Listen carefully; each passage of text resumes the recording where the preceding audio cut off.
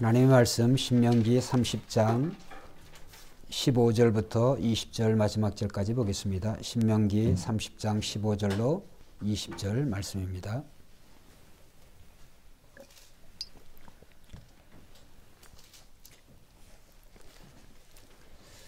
의미를 생각하면서 우리 같이 교독하겠습니다. 보라, 내가 오늘 생명과 복과 사망과 화를 내 앞에 두었나니 내가 오늘 내게 명령하여 내 하나님 여호와를 사랑하고 그 모든 길로 행하며 그의 명령과 규례와 법도를 지키라 하는 것이라. 그리하면 내가 생존하며 번성할 것이요 또 내 하나님 여호와께서 내게 가서 차지할 땅에서 내게 복을 주실 것입니다. 그러나 내가 만일 마음을 돌이켜 듣지 아니하고 유혹을 받아 다른 신들에게 절하고 그를 섬기면 내가 오늘 너에게 선언하노니 너희가 반드시 망할 것이라. 너희가 요단을 건너가서 차지할 땅에서 너희의 날이 길지 못할 것이니라. 내가 오늘 하늘과 땅을 불러 너희에게 증거를 삼노라.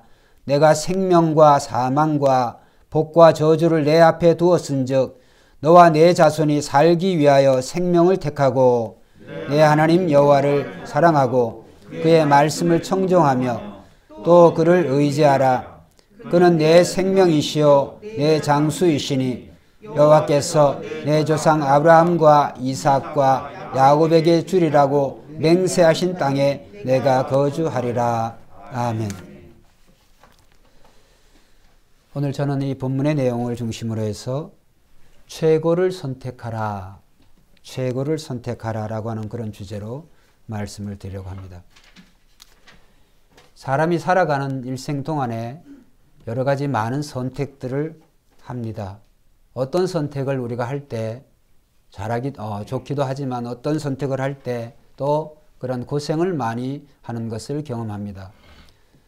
제가 군대 입대를 앞두고 제 친한 친구와 이 대둔산이라고 하는 곳에 이제 거기를 목적지로 간 것은 아니지만 그것을 이제 지나가다가 저기를 한번 올라가 보자. 근데 그 시간이 조금 늦었습니다. 점심시간이 되어져서 이제 점심을 먹고 저런 정도야 젊으니까 이제 얼마든지 빨리 갔다 올 수 있겠다 이런 생각을 해가지고 이제 저희가 여행을 한 달을 작정을 하고 갔기 때문에 배낭을 메고 이렇게 이제 대둔산을 점심 먹고 조금 늦게 올라갔습니다. 이제 올라가서 보니까 이제 산이 벌써 이제 해가 산이니까 해가 지려고 이제 하니까 얼마 있지도 못하고 이제 내려와야 되는데 제 친구가 엉뚱한 소리를 해가지고 저희가 고생을 했는데 무슨 얘기를 하냐면 야, 어차피 우리가 이제 군대도 가야 되는데 군인의 길이 이 비포장 길이고 제정신이 아니라 그러니까 가보지는 않았지만은 우리가 사람이 가보지 않은 그런 길로 한번 내려가 보자 이런 엉뚱한 소리를 해서 제가 또 주책맞게 동의를 해서 길이 아닌 곳으로 내려왔습니다. 그런데 쉽게 내려온 게 아니라 젊음을 믿고 내려왔는데 웬걸 고생하고 아주 밤늦은 시간에 그래서 길이 아닌 곳에 가지를 말라라고 하는 그런 군대 제가 경험이 참 그때 그 시절을 떠올리게 했습니다. 많은 고생을 했습니다. 길이 아닌 곳으로 내려오다 보니까 뭐 얼마나 고생을 했겠어요. 오늘 사람이 살아가는데 이 길뿐만 그러겠습니까? 여러 가지 학교도 또 전공도 직장도 또 어떻게 보면 가정을 이루는 그런 배우자도 그런 나름 선택을 하면서 우리가 살아가는데 어떤 선택은 우리에게 이제 복이 되기도 하지만 어떤 선택은 이렇게 저처럼 고생을 하기도 합니다.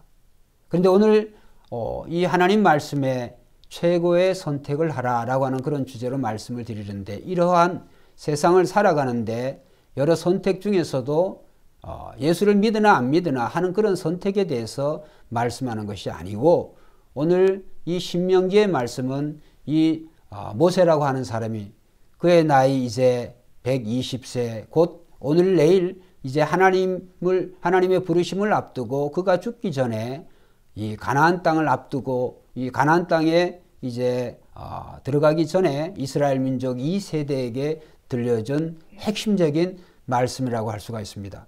그래서 신명기 전체 설교 중에서도 신명기가 모세의 그 설교라고 한다면 전체 설교 중에서도 오늘 이 말씀의 이 내용이 가장 핵심적인 그런 장이 되기도 하고 성경 전체를 볼 때에도 이 본문이 차지하고 있는 그 비중이 참으로 중요하다라고 하는 그런 생각을 해봅니다. 오늘 우리는 세상에 수많은 그런 선택들을 하고 살아가지만은 저와 여러분들은 가장 최고의 선택을 이미 했는데 우리는 우리의 생사화복을 주관하시는, 우리의 생명을 주관하시는, 또 우리의 역사와 이 만물을 만드시고 이끌어 가시는 하나님을 잘 선택하신 줄로 믿습니다. 최고의 선택은 하나님을 선택하는 것입니다. 하나님을 선택하는 것이 최고의 선택이다. 지금도 세상은 두 종류의 사람들이 살아가고 있는데 하나님을 믿는 사람, 하나님을 선택한 사람이냐, 하나님을 믿지 않는 사람들, 그런 사람들이냐. 하나님을 선택한 사람들이나 하나님 믿지 않는 사람들이 살아가는 세상이나 삶의 모습이나 어떻게 보면 외부적으로 비슷한 것 같은데 또 세상에서 살아가는 동안에 큰 차이가 어떻게 보면 없는 것 같은데 영혼의 차이가 있습니다. 하늘과 땅만큼의 그런 차이가 있습니다. 하나님을 믿는 자는 영원한 영생을 얻고 천국을 상속받고 모든 죄사함을 우리가 얻고 하나님의 자녀가 되어지지만 하나님을 믿지 않는 자들은 생명이라고 하는 것은 같은 것 같지만 그러나 그들의 생명은 영원한 생명이 아니라 그들의 생명은 심판의 생명, 이 세상에 살아가는 동안에 오늘 우리 홍 집사님이 기도하신 그 말씀 속에 있습니다만 자기 욕심대로 살아가는 그의 삶의 그 결과가 금생과 내세 그대로 그 열매를 맺게 된다라고 하는 것을 우리가 한번 생각을 해볼 수가 있습니다. 여러분, 오늘 우리가 세상에 살아가는 동안에 우리가 환경이 문제가 아니라 상황이 문제가 아니라 사람이 문제입니다. 사람이 문제인데 그 사람이 어떤 마음으로 어떤 존재로 살아가느냐 하는 것이 저는 더 중요하다고 그런 생각이 듭니다. 하나님의 지하운동이라고 하는 그 책을 쓴 리차드 범브란트라고 하는 루마니아 목사님이 있습니다.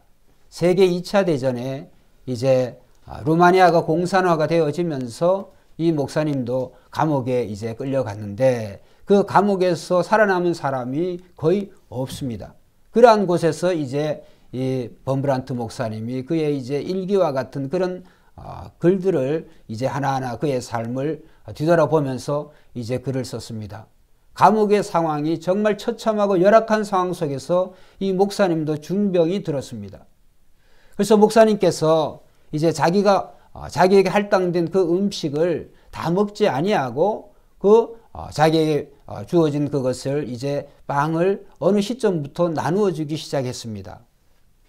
자기도 이제 먹어야 되지만 자기가 중병이 들었고 더 이상 이렇게 살아가는 데 있어서 그것에 대한 그런 욕심보다는 복음을 전해야 되겠다라고 하는 그런 생각으로 이제 목사님답게 감옥에서 다 죽어나가는 그런 정말 열악한 환경 속에서 목사님이 자신의 빵을 나누어 줬습니다.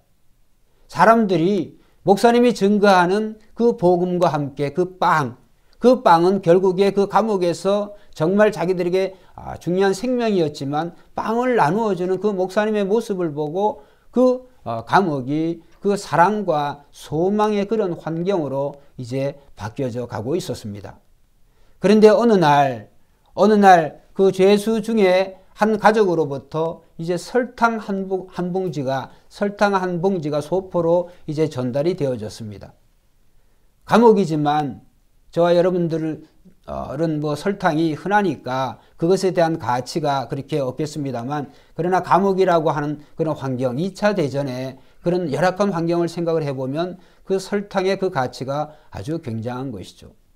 그런데 그 한 봉지의 그 설탕이 온 감옥을 원망과 또 실망 또 그런 분노 이런 어떤 환경으로 바뀌어지게 되어졌습니다. 왜냐하면 그 설탕을 받은 그 죄수를 제외한 나머지 사람들은 자신의 가족을 원망하기 시작했습니다. 나는 이렇게 감옥에서 고생하는데 저 사람에게는 이렇게 가족이 이제 설탕도 이제 주는데 오늘 나는 뭐냐? 버려진 게 아니냐? 나를 잊혀진 게 아니냐라고 등등 자신의 가족들을 원망하기 시작을 했습니다. 그런데 참으로 놀라운 일이 일어났습니다.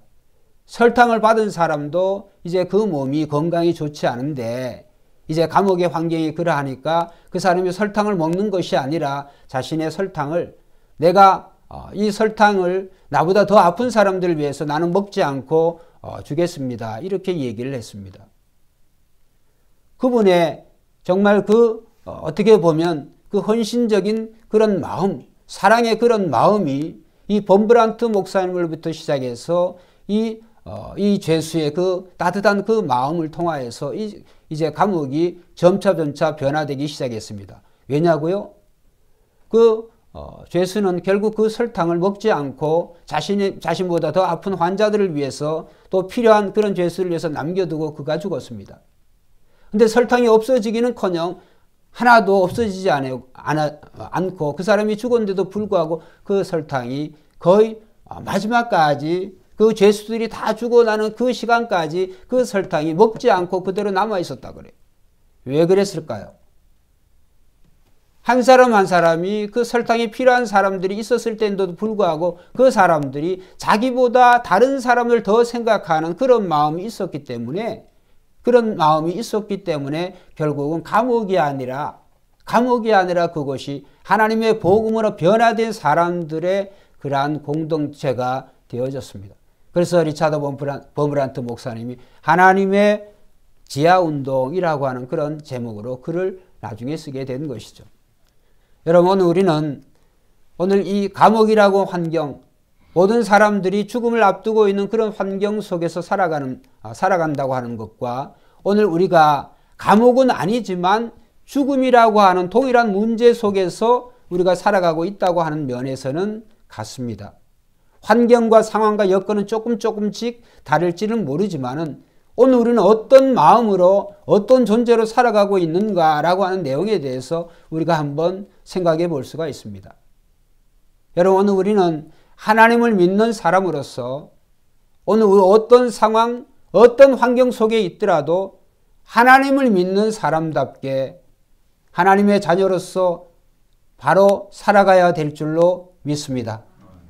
오늘 우리의 존재가 이러한 의식주의에 허덕이고 어떻게 하면 나 혼자 잘 먹고 잘 살까라고 하는, 또 홍집사님 기도 속에서 설교의 내용이 참 많이 나왔습니다만 힌트를 드린 것도 아닌데 모두가 자기 자신을 위해서 쌓아두고 가는 그런 세상 속에서 이 리차드 범브란트 목사님과 같이 또 설탕을 받은 그 사람이 한 숟가락도 자기가 먹지 않고 남김없이 다른 이웃을 위해서 그것을 양보하는 그런 사랑의 마음이 바로 하나님의 마음이자 세상에 오신 예수 그리스도의 마음인 줄로 믿습니다. 여러분, 오늘 우리는 최고의 선택은 하나님을 선택한 것인데, 그러면 그 하나님을 선택한 사람들이 아무렇게나 살아가도 된다고 하는 말이 아니라 하나님을 선택한 사람들은 한번 따라합시다. 말씀대로 순종하며 살아가야 된다.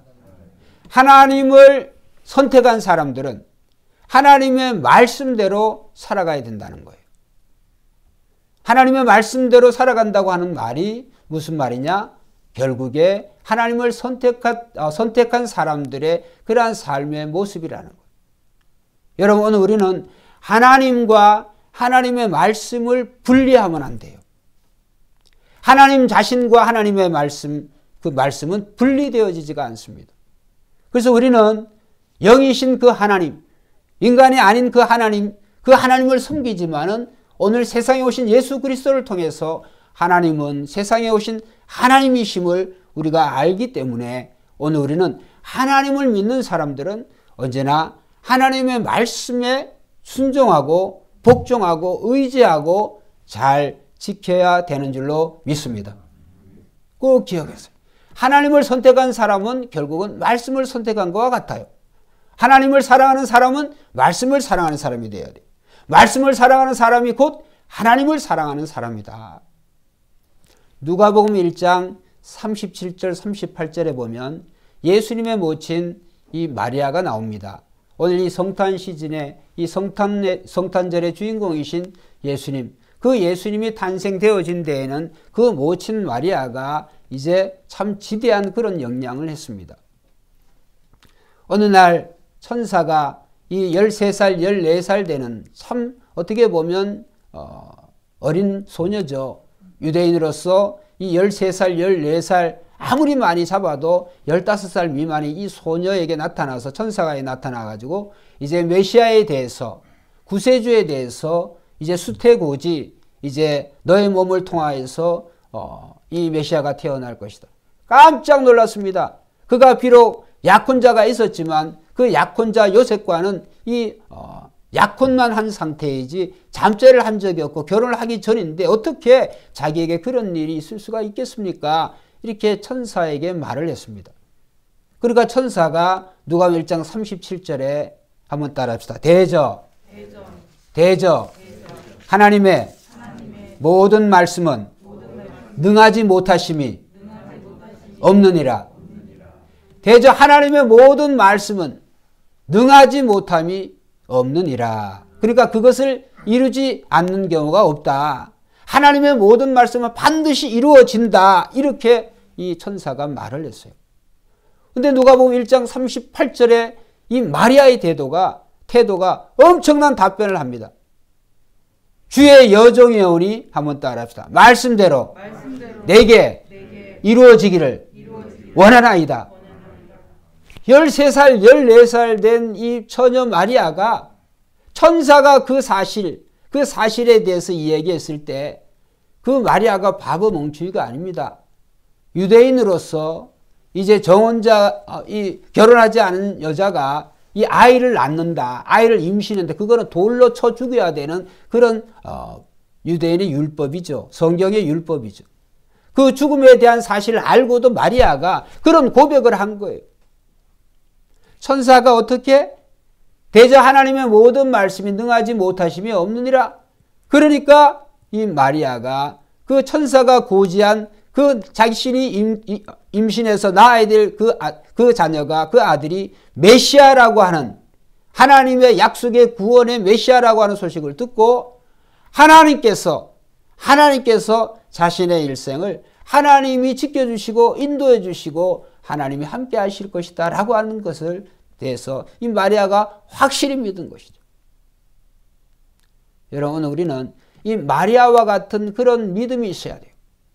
마리아의 믿음은 어떤 믿음이냐? 하나님이 실제 하신다고 하는 것을 믿었고 또 하나님의 말씀이 들려질 때 그 실제 하신 자기가 믿는 그 하나님과 그 말씀을 동일시했어요.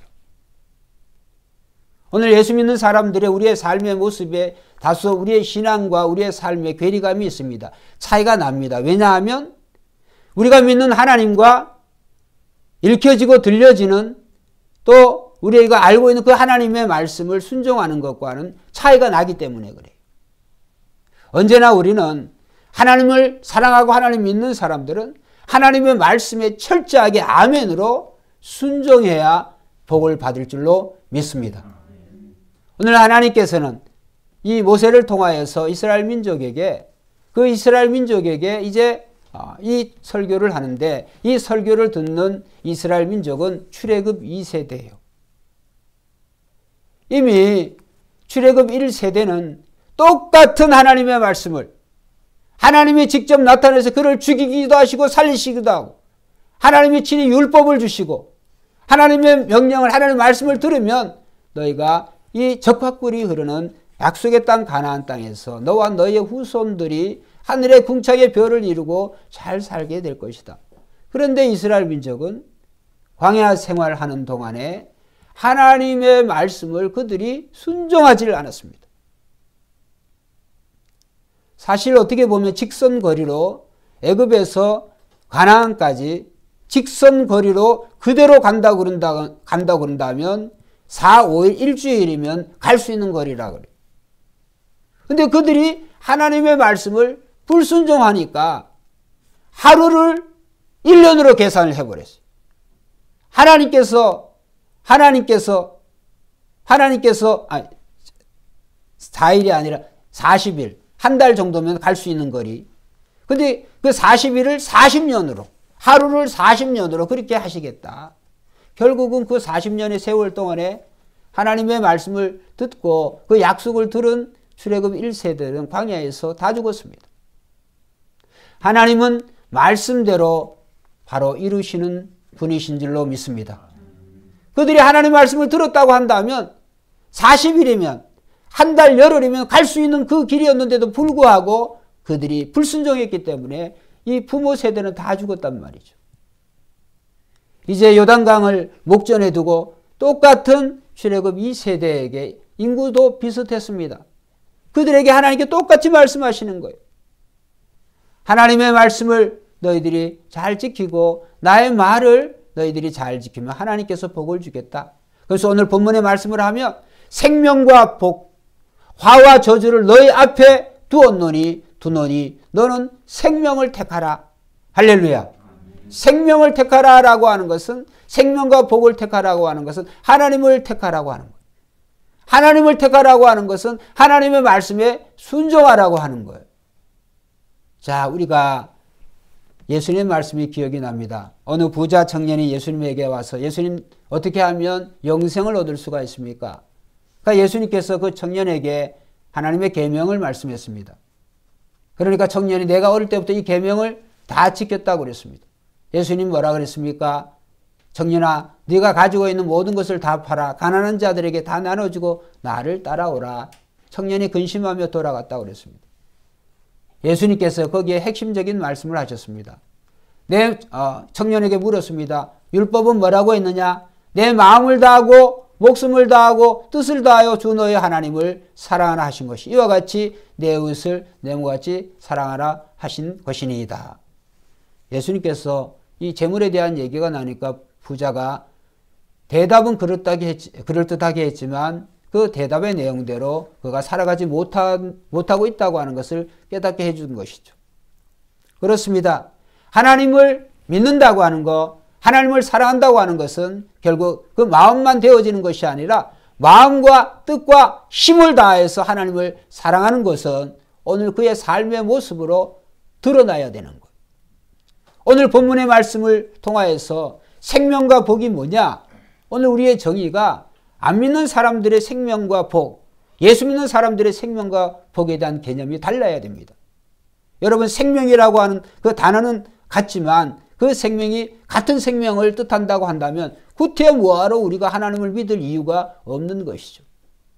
그런데 오늘 우리가 알고 있는 이 성경이 말하는 생명은 예수 그리스도를 믿음으로 말미암아 주어지는 영원한 생명을 얘기하는 거예요. 축복은 뭐냐? 하나님 자신이 축복이에요.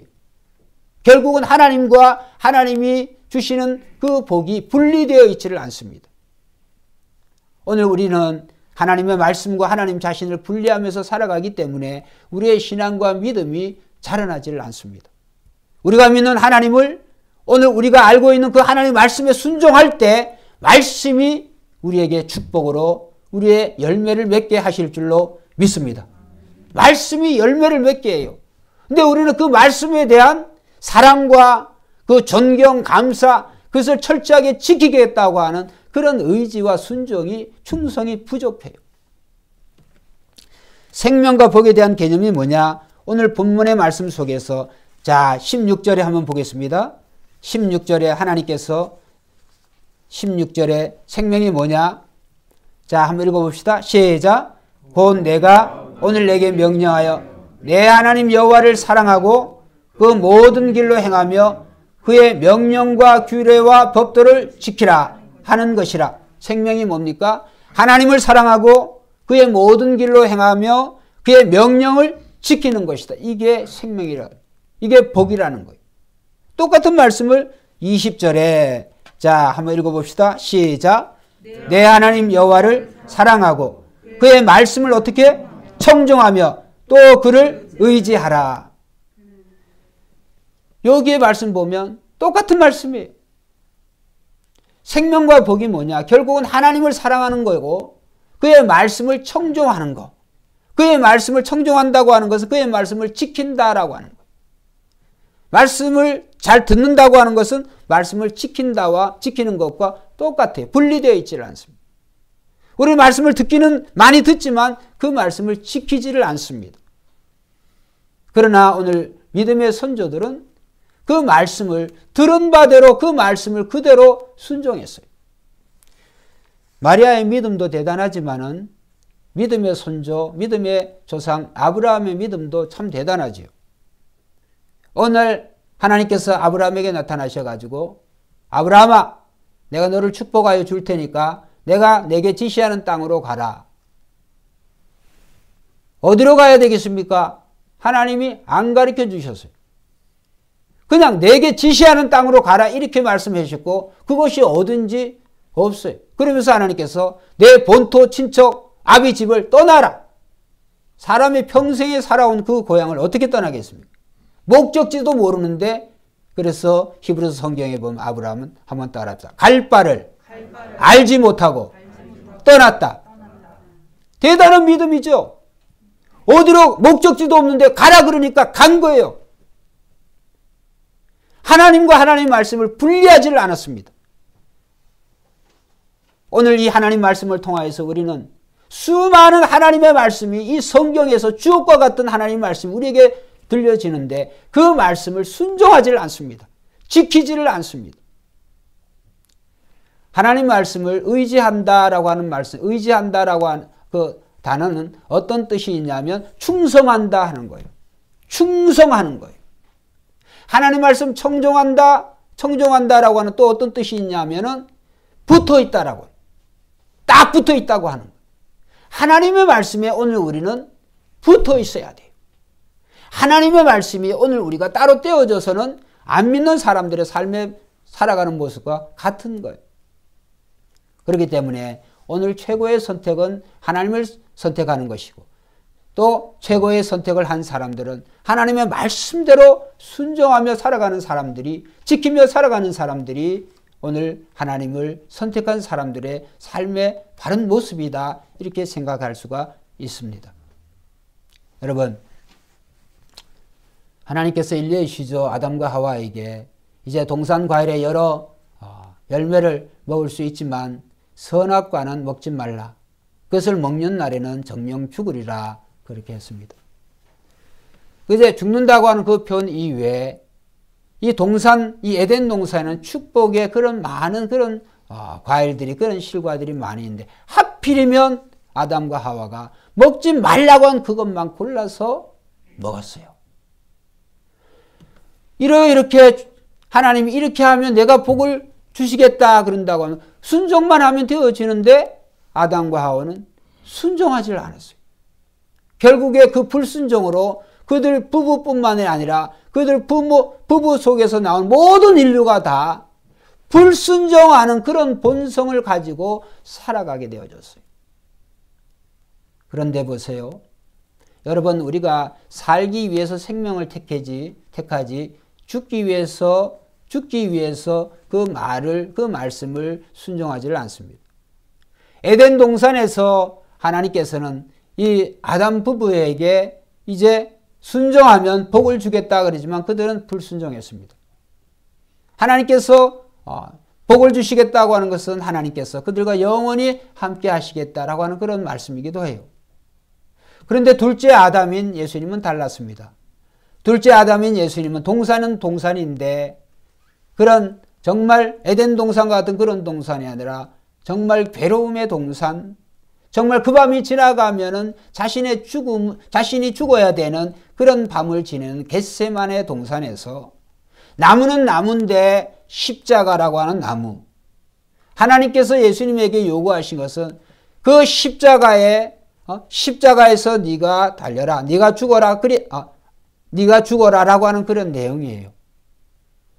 근데 그 하나님의 말씀을 순종하면 죽는 거예요. 여러분 죽는 걸 알면서도 순종하는 사람이 누가 있겠어요?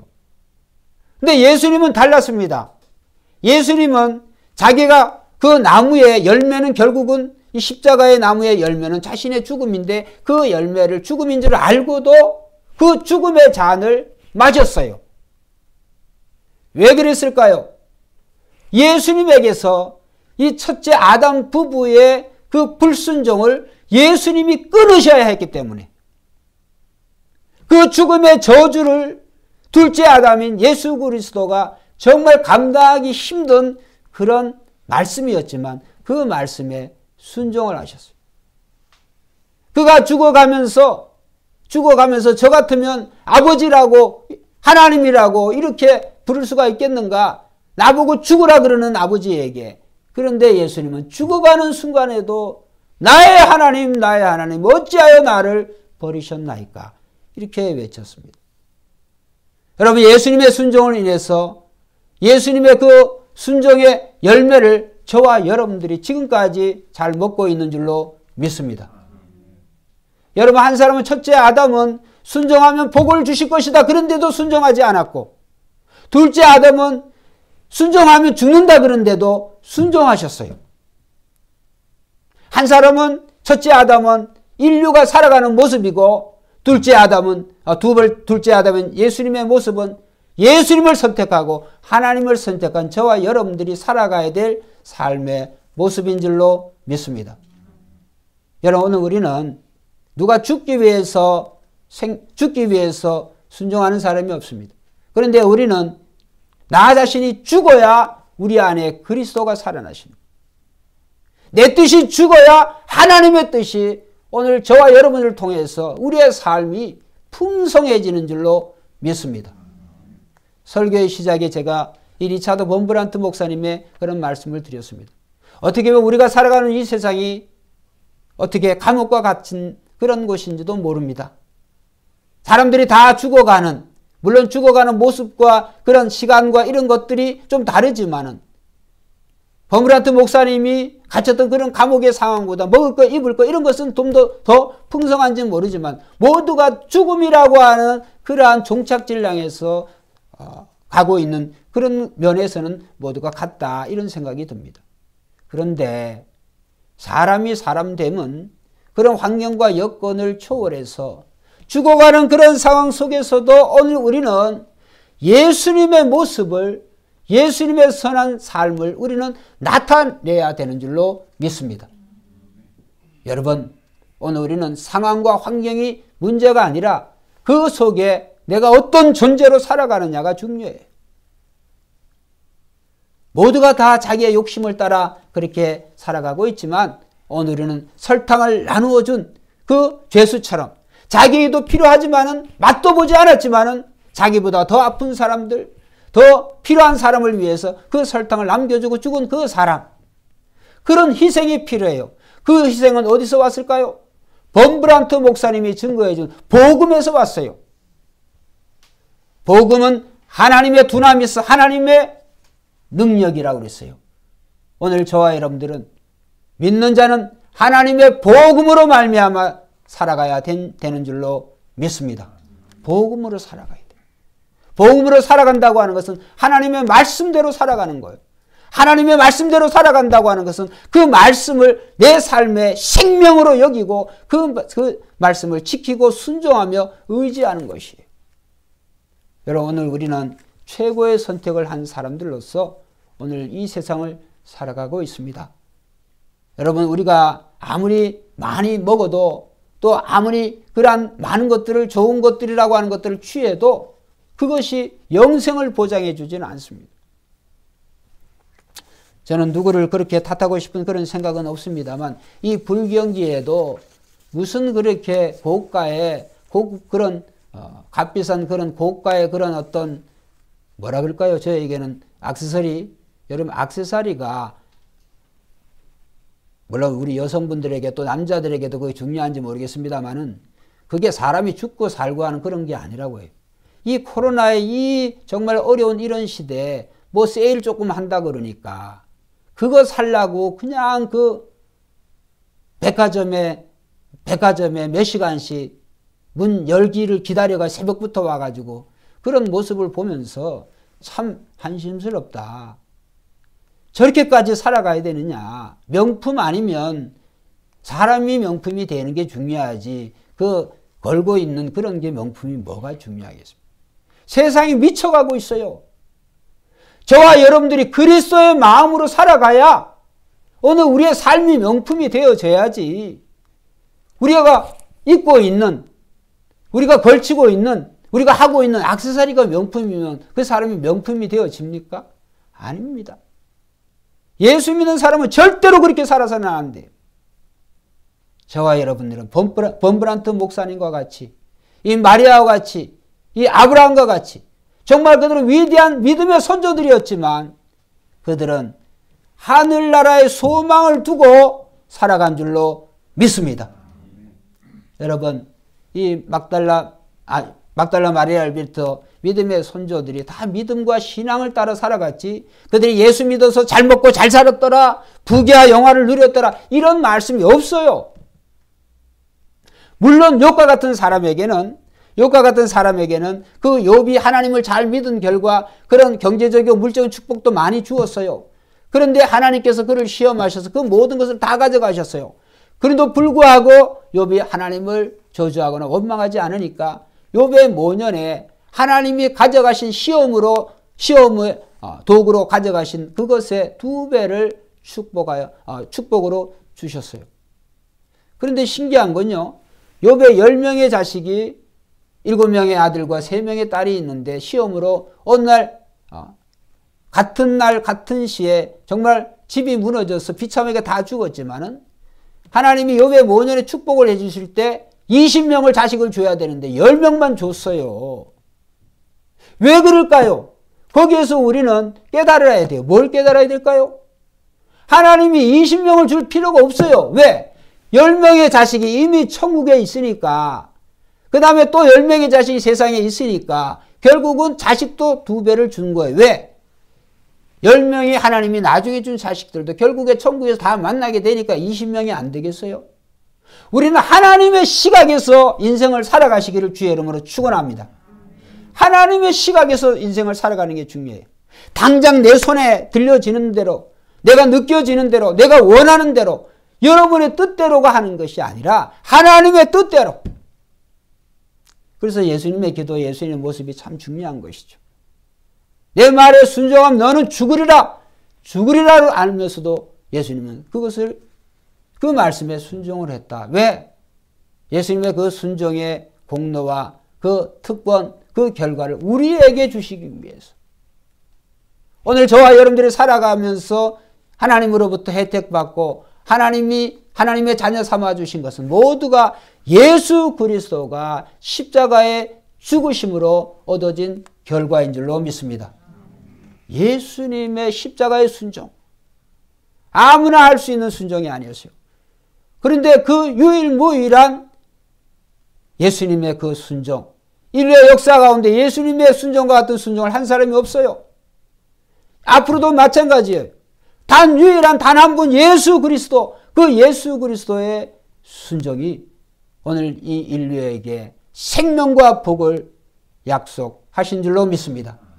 이미 우리는 그 생명을, 그 영원한 생명을 받았기 때문에 세상을 살아가는 동안에 안 믿는 사람들처럼 자기 뜻대로 자기 몸이 신이 되어서 살아가는 그런 사람들처럼 살지 말고, 오늘 어려우면 어려울수록 나누며, 오늘 우리가 나눈 모든 것이 하늘나라에서 우리가 받는 상급인 줄을 알고, 오늘 홍 집사님이 기도하신 바와 같이 이 어려운 시대이지만 물질을 나누고 시간을 나누고 은사를 나누고 우리가 서로 나눔의 그런 정신으로 살아가는 것이 최고의 선택을 한 사람답게 살아가는 그런 삶의 모습이라고 저는 생각을 합니다.